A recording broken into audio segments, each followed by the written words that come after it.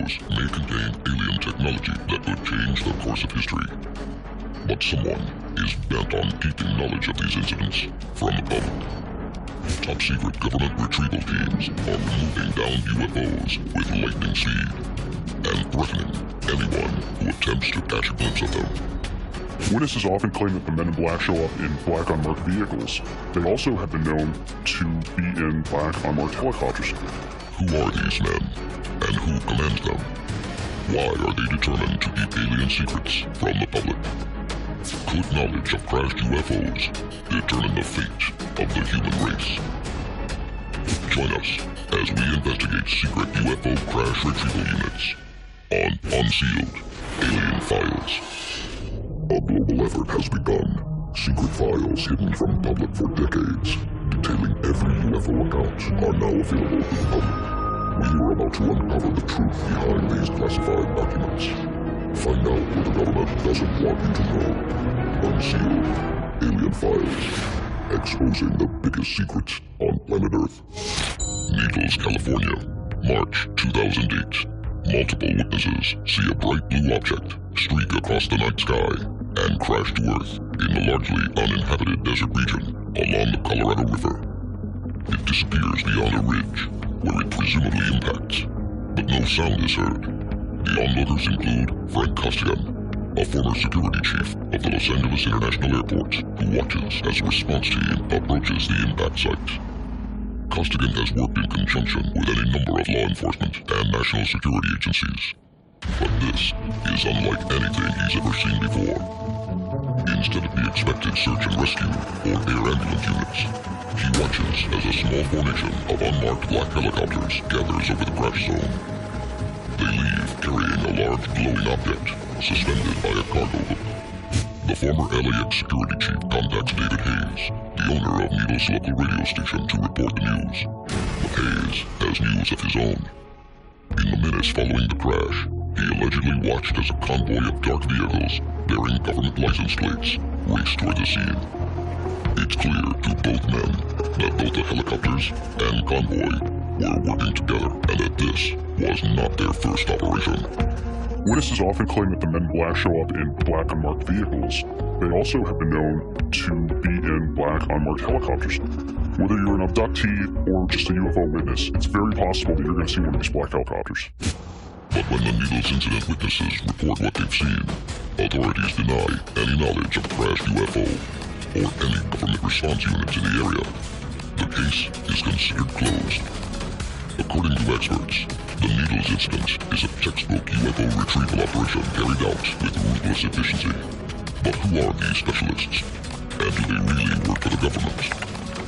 If so, the Needles operation shows they have come a long way from one of the first alleged attempts at UFO retrieval. Roswell, New Mexico, 1947. A UFO crashes in the desert. Multiple witnesses report American troops engaged in a large-scale operation to retrieve the wreckage.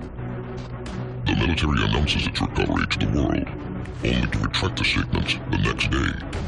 The botched handling of the Roswell incident will give rise to a worldwide community of UFO conspiracy theorists that continues to this day. But how could UFO retrieval evolve from Roswell to surgical operations like that at Needles? The answer may lie hidden in the pages of a legendary military manual. Unsealed Case File. Special Operations Manual 1-01. 1954. In the years following Roswell, America is experiencing a UFO craze. But the Air Force doesn't share the public's enthusiasm. It reportedly issues Special Operations Manual 1-01, providing detailed instructions for the recovery and disposal of UFOs. The procedures spelled out in the manual bear an uncanny resemblance to those carried out in the Needles operation, demanding that extreme measures be taken to protect and preserve any material or craft from discovery by any and all means deemed necessary. Why is the military prepared to go to deadly extremes to keep crashed UFOs from the public eye? What are they trying to hide? Coming up, we investigate the mysterious organization that reportedly controls America's UFO retrieval operations and reveal their alleged involvement in the crime of the century. This is Unsealed Alien Files, exposing the biggest secret on planet Earth. Welcome back to Unsealed Alien Files. For decades, witnesses have reported secret government response teams speeding to recover crashed UFOs. Their mission? To keep onlookers away and deliver the wreckage to high-security facilities away from the public eye. The government denies their existence, but the public record tells a very different story. Gettysburg, Pennsylvania, December 9th, 1965. Residents report a fiery object streaking across the evening sky. At first glance, it looks like a meteor, until it suddenly appears to adjust its trajectory moments before crashing in a forest outside town. Many rush to the impact site, but few get close enough to see the mysterious aftermath. When they gathered, what they noticed was that almost instantly a group, a unit of American soldiers who wore no insignia and came with a flatbed truck prepared to retrieve this object and take it away. People were warned, keep your mouth shut, don't talk about this. 24 hours after the Gettysburg crash, the media take up the official government position. No UFO crashed near Gettysburg, and the military was never there. Was Gettysburg the work of the same mysterious organization that appeared in Needles, California over 40 years later? If it was, who are they? And who do they work for? The answers may lie in the early years of the Cold War. Unsealed Case File. The Air Intelligence Squadron. 1952. The Air Intelligence Squadron is formed. Its ranks include seasoned veterans of the Second World War and Korea, specially trained for the recovery of downed Soviet spy planes and the thorough examination of the technology.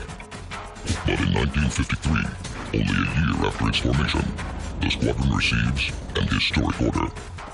Air Defense Command issues Regulation 200-2, expressing the military's direct interest in the facts pertaining to UFOs. Air intelligence is to provide a highly mobile response unit ready to recover downed objects of unknown origin. It's a rare admission by the American military of the existence of UFOs. A 1955 map allegedly reveals air intelligence agents stationed across the nation, casting the widest possible net in their mission to recover crashed alien craft. But what happens to the wreckage? Where is it taken? And who is in charge of its safekeeping?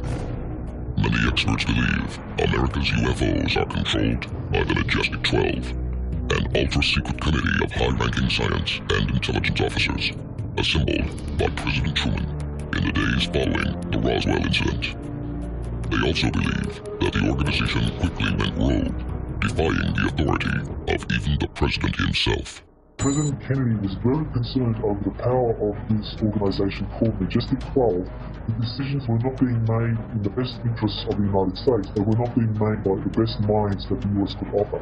It's alleged that behind closed doors, Kennedy demanded full disclosure of the Majestic 12's UFO activities. Some believe this challenge to their authority cost him his life.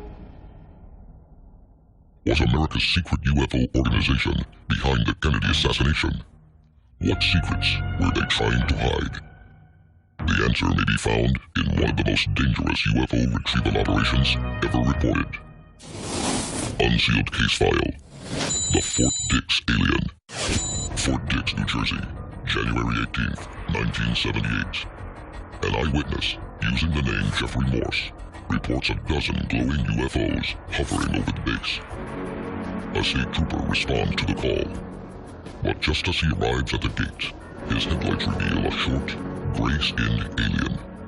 Startled, the officer fires 6 shots at the creature, and then another at a UFO that appears above. The alien flees into the darkness. A short time later, Morse finds the alien dead on an unused runway between Fort Dix and nearby Fort McGuire. Both bases are immediately placed in security lockdown.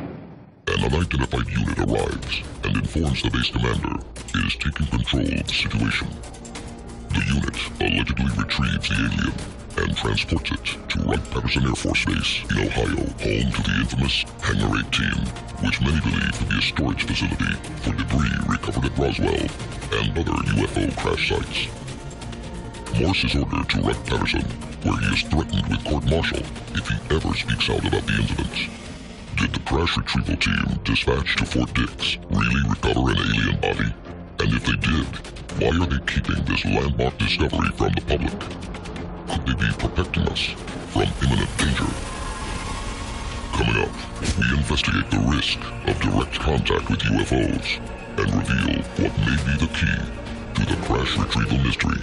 This is Unsealed Alien Files, exposing the biggest secret on planet Earth. Welcome back to Unsealed Alien Files. Many experts believe that a secret government organization has seized control of America's UFO crash retrieval operations. Are they working in their own self-interest, or are they protecting the public from an alien threat so extreme it would cause mass panic? Dayton, Texas, December 29th, 1980. Eddie Cash and Vicki Landrum are driving along a rural highway in the dead of night when a bright, diamond-shaped object appears above their car. They stop and get out to take a better look, only to be struck by a wall of blazing heat emanating from the object. Moments later, nearly 24 unmarked helicopters arrive on the scene, but the UFO disappears into the night. The helicopters follow, paying no attention to the victims below. Over the next few days, Cash and Landrum begin to feel ill. They show signs of severe burns and begin to experience hair loss. Doctors suspect they were exposed to some form of ionizing radiation. The incident raises a number of disturbing questions. Were the women the victims of a targeted UFO attack? Who was in the helicopters, and why did they ignore them in favor of chasing the alien craft?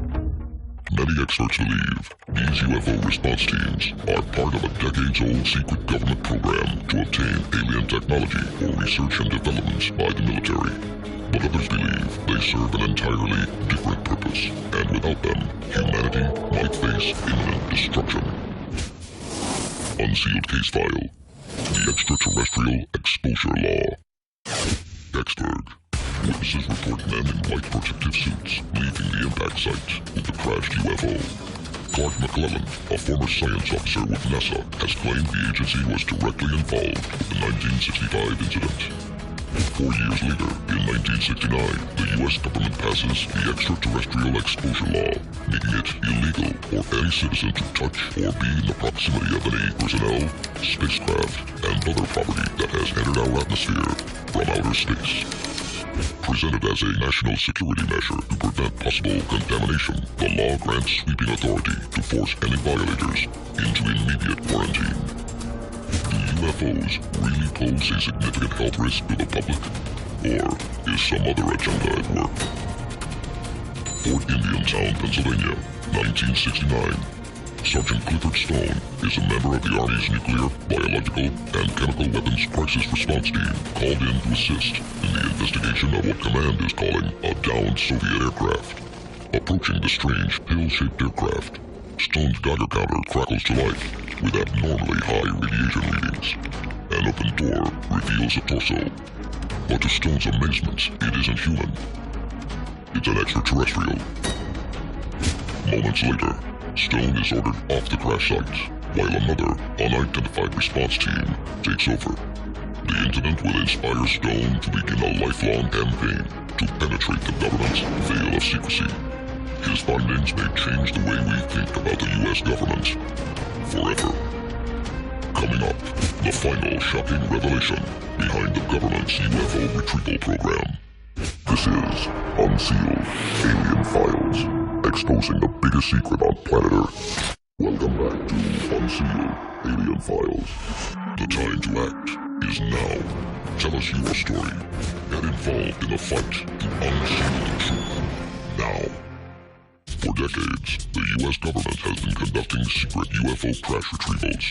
The Extraterrestrial Exposure Law of 1969 prevented any citizen from examining recovered craft, citing the danger of alien contamination. But according to UFO investigators, like former U.S. Army Sergeant Clifford Stone, preventing radiation sickness or the outbreak of disease is just another government ruse. Its real objective is to maintain complete control over any alien survivors, all in an effort to prevent first contact with the general public. And according to Stone, this has put the world in grave danger from the outside and within. At the NASA Department of Astrobiology conference in 2000, a report was released stating NASA didn't really know the world reaction would be to full disclosure. If something went wrong, it could be fatal. Not because extraterrestrials are dangerous, but because we're a danger to ourselves. Retired Air Force Captain Robert Salas is personally aware of that danger.